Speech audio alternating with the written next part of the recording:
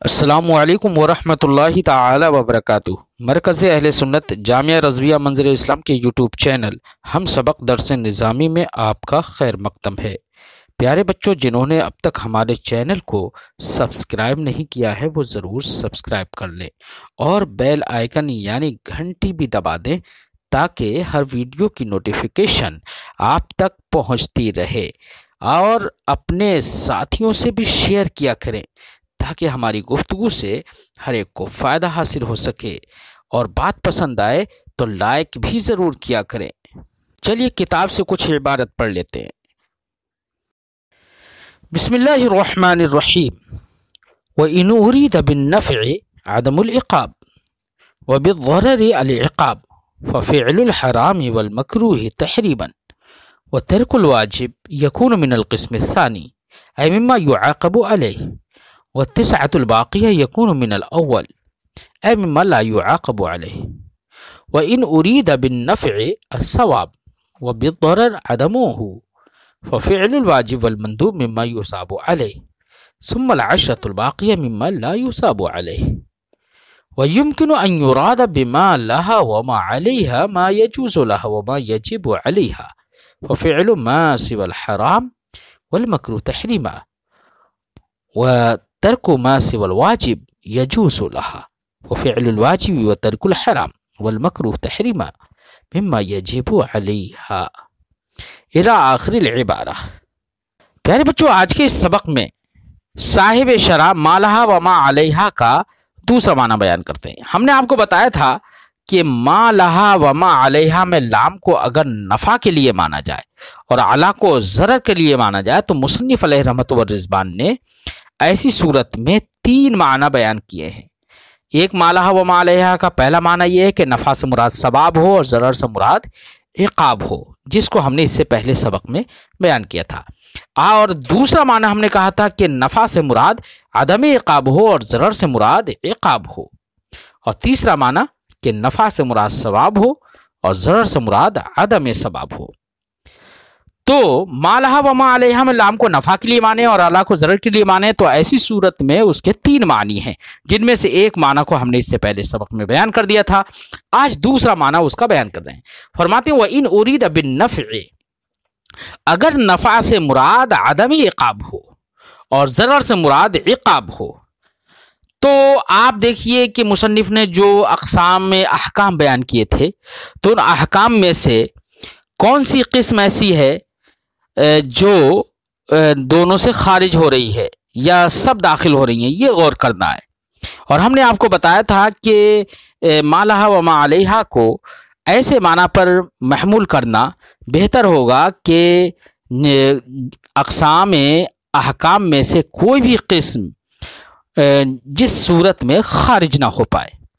تو فرماتے ہیں، اسی کو بیان کر رہے ہیں، فرماتے ہیں وَإِنْ أُرِيدَ بِالنَّفْعِ، اگر نفع سے مراد عدم عقاب ہو یعنی سزا نہ ہونا، نفع یہ ہے کہ سزا نہیں ملے گی، اور ضرر سے مراد عقاب ہو یعنی سزا ملے، تو ما لہا سے مراد کیا ہو؟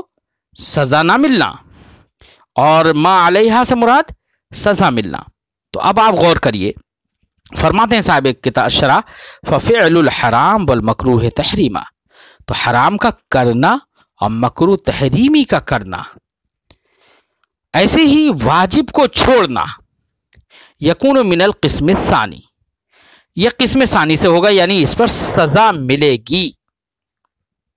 حرام کا کرنا، مکروہ تحریمی کا کرنا اور واجب کو چھوڑنا، یکون من القسم الثانی، یہ کس سے ہوگا؟ قسم ثانی سے، یعنی عقاب کی طرف سے، کہ ہم ضرر سے مراد عقاب لے چکے ہیں۔ اے مما یعاقب علیہ، یہ اس قسم سے ہوں گی کہ جس پر سزا ملے گی۔ والتسعۃ الباقیۃ یکون من الاول، اور ان تینوں کے علاوہ جو 9 صورتیں بچیں وہ قسم اول سے ہوں گی، یعنی ان پر عقاب نہیں ہوگا، کیونکہ عدم عقاب مراد لیا ہے نفع سے، تو ان پر عقاب نہیں ہوگا۔ تو اس صورت میں بھی پوری کی پوری مصنف نے جو 12 صورتیں بتائی تھیں، 12 قسمیں بتائی تھیں احکام کی، وہ ساری کی ساری 12 قسمیں ان دونوں میں داخل ہو گئیں۔ 3 داخل ہو گئیں عقاب میں اور 9 داخل ہو گئیں عدم عقاب میں۔ मिनल अव्वल, अव्वल से होंगी, ए मिम्मा ला युआक़ब अलैह, यानी उससे होंगी कि जिस पर सजा नहीं मिलेगी। ये हो गया मालहा व मालेहा का दूसरा माना, यानी लाम को नफा के लिए और आला को जरर के लिए मानने की सूरत में दूसरा माना। व इन उरीद बिन नफ़े असबाब, और ये तीसरा माना यहाँ से बयान कर रहे हैं। फरमाते हैं कि मालहा व मा अलैहा में लाम को नफा के लिए माना जाए और आला को जरर ही के लिए माना जाए, तो ऐसी सूरत में तीसरा माना एक ये होगा कि नफा से मुराद हो सवाब और जरर से मुराद हो अदम सवाब। क्या मुराद हो? नफा से मुराद सवाब और जरर से मुराद अदम सवाब। अब देखिए, गौर करिए, अहकाम 12 अहकाम जो मुसन्निफ ने बयान किए थे उनमें से कौन से किस में दाखिल होते हैं उसको बता रहे हैं। फरमाते हैं फ़िअलुल वाजिब वल मंदूब, तो वाजिब और मंदूब का करना मिम्मा युसाबु अलैह, ये उस वाली जिहत से हो जाएंगे, उस वाली कबील से हैं जिन पर सवाब मिलता है। जाहिर बात है वाजिब के करने पर भी सवाब मिलेगा और मंदूब के करने पर भी सवाब मिलेगा। तो नफा से मुराद सवाब है, तो किस्म अव्वल में ये दाखिल हो गए 2। सुम्मल अशरतुल बाक़िया, तो अब रही बाकी 10 किस्में अहकाम की, मिम्मा ला युसाबु अलैह, तो वो 10 किस्में ऐसी हैं कि जिन पर सवाब नहीं मिलता है। सवाब तो नहीं मिलता है। अब ये अलग बात है कि इक़ाब होता है या नहीं होता है, तो कुछ में तो इक़ाब नहीं होता है और कुछ में इक़ाब होता है, बहरहाल सवाब नहीं मिलता है। तो बाकी 10 किस्में किस में दाखिल हो जाएंगी? ला युसाब में, यानी आदम सवाब में।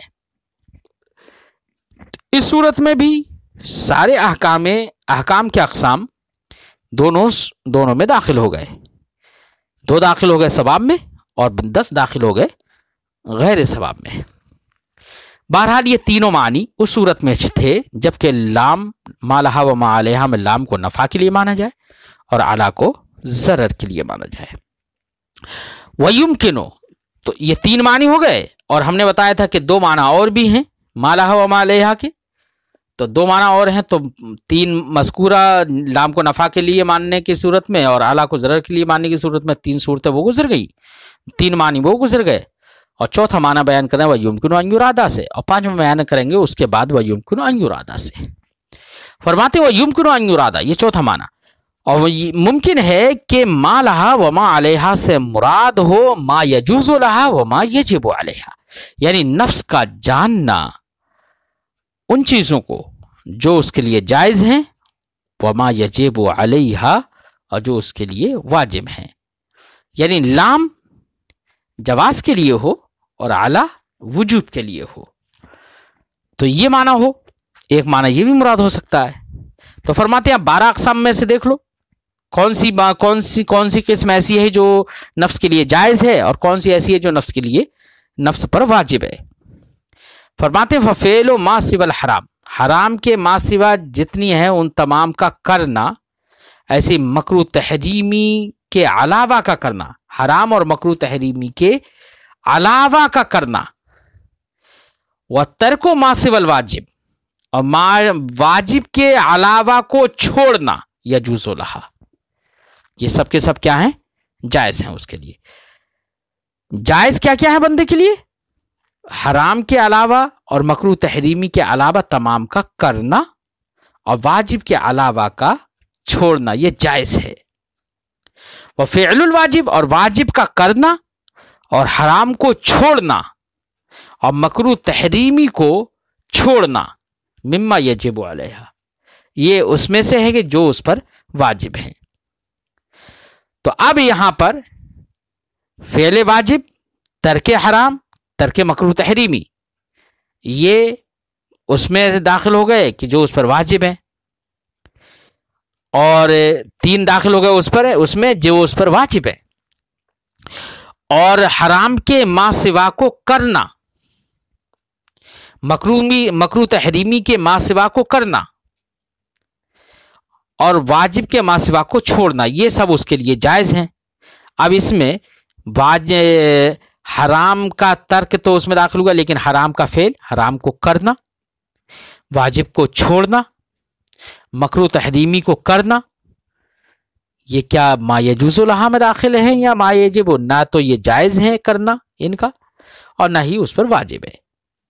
تو وہی فرماتے ہیں کہ تو یہ صورتیں دونوں سے، یہ والے احکام دونوں سے خارج ہو جائیں گے۔ فرماتے ہیں فبقی فعل الحرام بالمکروہ تحریما، تو حرام اور مکروہ تحریمی کا کرنا باقی رہ گیا، وہ داخل نہیں ہوئے دونوں میں سے کسی میں۔ ایسے ہی وہ ترک الواجب، ایسے واجب کو چھوڑنا بھی باقی رہ گیا، خارجینا عن القسمین، دونوں قسموں سے یہ تینوں کے تینوں خارج رہے۔ تو اب صاحب شرح چونکہ آگے بیان کریں گے کہ اس معنی پر محمول کرنا بہتر ہے کہ جس میں سارے احکام داخل ہو جائیں۔ اس والے معنی میں دونوں کی صورتوں سے خارج رہے، اس لیے اس معنی کو تو مراد لینا مناسب نہیں ہوگا۔ وَيُمْكِنُ أَن يُرَادَ بِمَا لَهَا وَمَا عَلَيْهَا، اور ایک پانچواں معنی بیان کرتے ہیں کہ ممکن ہے کہ ما لها وما علیہا سے مراد ہو ما یجوز لها، یعنی لام سے مراد لام سے جواز ہو اور علا سے حرام مراد ہو۔ معنی ہوگا کہ نفس کا جاننا ان چیزوں کو جو نفس کے لیے جائز ہیں، وما علیہا، اور جو نفس کے اوپر حرام ہے۔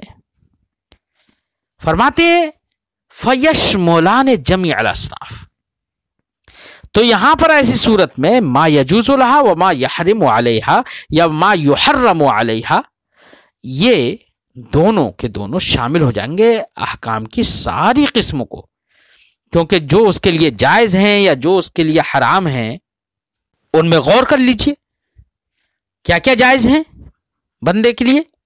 مندوب جائز، مباح جائز، مکروہ تنزیہ کا کرنا بھی جائز ہے اور کا چھوڑنا بھی جائز ہے، اور واجب کا کرنا یہ بھی جائز، حرام کا چھوڑنا اور مکروہ تحریمی کا چھوڑنا یہ بھی جائز تو سبھی ہے نا۔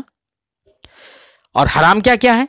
حرام کا کرنا، مکروہ تحریمی کا کرنا، واجب کا چھوڑنا، یہ سب کے سب حرام ہے۔ تو ایسی صورت میں تو سبھی داخل ہو گئے دونوں قسموں میں۔